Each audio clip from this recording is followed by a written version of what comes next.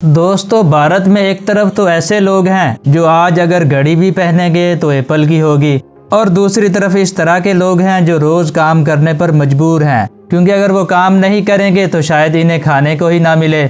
आज भारत की 60% पॉपुलेशन दिन में 150 रुपए कमाने वाली है, और इनमें से 30% लोग ऐसे हैं जो दिन भर में 100 रुपए से भी कम कमा पाते हैं।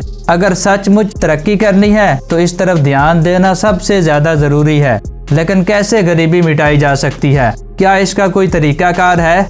जानने के लिए बने रहिए इस वीडियो के एंड तक।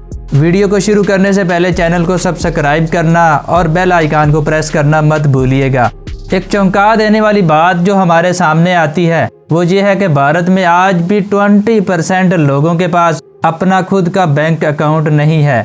लेकिन बैंक अकाउंट होना इतना जरूरी क्यों है? बैंक अकाउंट आपको लोन दिलाता है और लोन से ही पैसा कमाया जा सकता है। लोन को अगर सही इस्तेमाल किया जाए तो लोग इससे बहुत पैसा बना सकते हैं। एक आदमी है जो 12वीं क्लास तक पढ़ा है और अभी महीने भर में दुकान पर काम करते हुए 7 से 8 हजार रुपए कमा रहा है, लेकिन इसकी सारी सैलरी अपने परिवार की देखभाल में खर्च हो जाती है।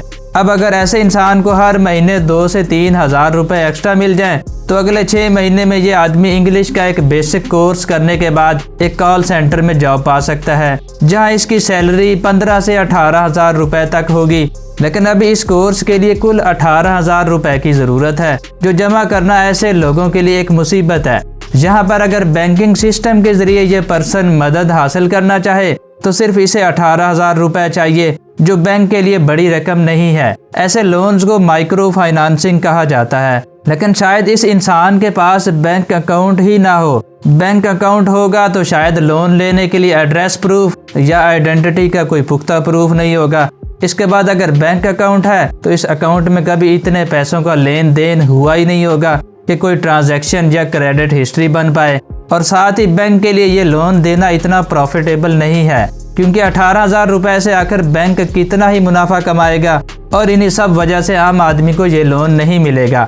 ऐसे में क्या किया जा सकता है? इसका एक जवाब हमें एथियोपिया में इम्प्लीमेंट किया गया एक सिस्टम देता है। एथियोपिया एक अफ्रीकन देश है जहां लगभग 16% लोग गरीबी रेखा से नीचे रहते हैं। वहां देश के हर इदारे से लेकर बैंकिंग सिस्टम तक करप्शन फैली हुई है, जिस वजह से वहां के लोग बहुत टाइम तक तरक्की नहीं कर सके। अप्रैल 2021 में वहां के एजुकेशन मिनिस्टर ने एक घोषणा की। इस घोषणा में वो IOHK के साथ पार्टनरशिप करने की बात करते हैं। IOHK के कार्डनो नाम की एक ब्लॉकचेन कंपनी की पेरेंट कंपनी है और इनकी क्रिप्टो करेंसी का नाम है एडा। मिनिस्टर ने ऐलान किया कि इटाला प्रिज्म नाम की एक सर्विस उनके लिए खोली जाएगी। इसके पहले फेज में 50 लाख बच्चों को रजिस्टर करके एक नई डिजिटल ID दी जाएगी।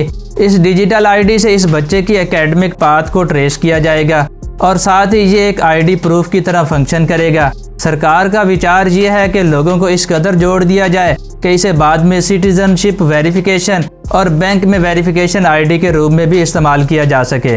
अगर आपको एक इंसान की एकेडमिक डिटेल पता होगी तो आप ये भी जान पाएंगे कि कौन कितना पढ़ा लिखा है और कितना लोन चुका देने की हैसियत रखता है। इसके दूसरे फेज में सरकार का विचार है कि इस सिस्टम के अंदर एक ऐसा मैकेनिज्म डेवलप किया जाए जो लोगों की ट्रांजैक्शन का हिसाब कर सके और इन्हें चीज खरीदने और बेचने से लेकर लोन देने और लोन लेने के लिए सुविधा दे।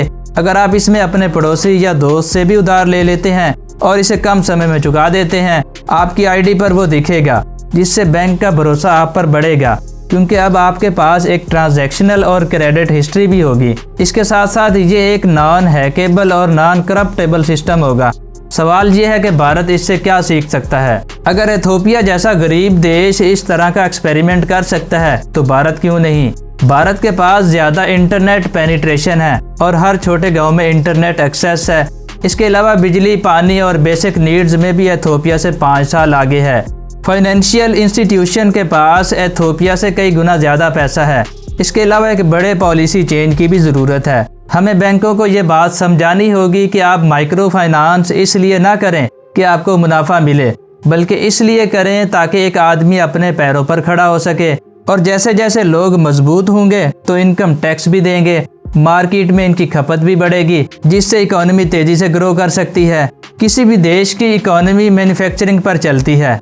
अभी भारत में जो ग्रोथ है वो सर्विस सेक्टर से है, फिर चाहे वो कॉल सेंटर से हो या फिर सॉफ्टवेयर सर्विस में प्रोग्रेस। लेकिन एक्सपर्ट्स मानते हैं इन तरीकों से हम जितनी ग्रोथ निचोड़ सकते हैं उतना निचोड़ चुके हैं। अब आगे मैन्युफैक्चरिंग पर ध्यान देने की ज़रूरत है। इसको लेकर कई कदम भी उठाए गए हैं, जैसे कि ईज ऑफ बिजनेस के लिए कई तरह का पेपर वर्क कम कर दिया गया, फैसले जल्दी होने लगे और दूसरे देशों को मेक इन इंडिया के बारे में बताया गया कि आप यहाँ आकर अपने प्रोडक्ट बनाइए। इससे एक्सपोर्ट्स को काफ़ी बूस्ट भी मिलेगा। मेक इन इंडिया के साथ अगला कदम मेक फॉर इंडिया भी होना चाहिए। इस पर फोकस करना चाहिए कि भारत में बनने वाले प्रोडक्ट भारत में कंज्यूम होने लगें, जिसके कारण ट्रांसपोर्टेशन कॉस्ट घटेगी और यहाँ का मैन्युफैक्चरिंग सेक्टर और ज़्यादा मुनाफा कमा पाएगा।